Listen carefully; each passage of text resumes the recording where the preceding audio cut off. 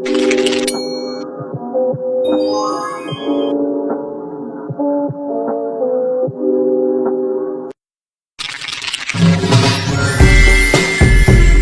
warahmatullahi wabarakatuh. Perkenalkan, nama saya Akila Hafijah, NPM 2201280042, Prodi Manajemen Bisnis Syariah. Di sini saya akan menjelaskan materi dari kelompok kami yang berjudul interaksi dengan pihak terkait bisnis. Pertama yaitu pengertian terkait bisnis syariah. Interaksi dengan bisnis syariah mencakup komunikasi, kerjasama, pertukaran nilai antara pelaku usaha yang dilandasi oleh prinsip-prinsip Islam. Dengan demikian, interaksi dalam bisnis syariah mencakup aspek operasional, etis, dan spiritual yang saling terkait. Interaksi ini bukan sekedar alat untuk mencapai keuntungan ekonomi, tetapi juga merupakan sarana membangun hubungan sosial yang harmonis dan diridhoi Allah Subhanahu wa Ta'ala. Setelah memahami pengertian terkait bisnis syariah, kita akan masuk ke dalam siapa saja pihak-pihak yang terkait dalam bisnis syariah. Yang pertama ada regulator, OJK, dan Bank Indonesia berperan dalam pengawasan dan regulasi, memastikan bahwa aktivitas bisnis sesuai aturan syariah dan keuntungan. Yang kedua ada lembaga keuangan syariah seperti bank syariah, BMT, dan fintech syariah. Mereka memberikan pembiayaan dengan akad-akad syariah dan juga pendampingan usaha secara manajerial.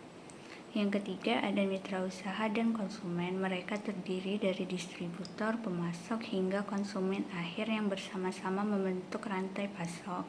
Yang terakhir ada masyarakat dan lingkungan. Pelaku usaha wajib memberikan manfaat untuk masyarakat seperti melalui zakat, infak. Baik, materi yang ketiga ada bentuk transaksi dalam bisnis syariah, yaitu interaksi transaksional berbasis akad syariah. Interaksi transaksional dalam bisnis syariah, semua transaksi harus dilakukan berdasarkan akad yang sesuai prinsip Islam seperti mudharabah, murabahah, musyarakat, ijarah, salam. Yang kedua ada interaksi kelembagaan. Pelaku usaha syariah wajib membangun hubungan aktif dengan regulator seperti OJK, DSN MUI, dan BI untuk memastikan kesesuaian operasional dengan prinsip syariah.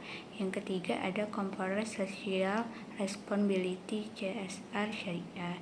CSR dalam bisnis syariah sebagai bentuk ibadah dan tanggung jawab sosial program-program seperti wakaf produktif dan pemberdayaan masyarakat.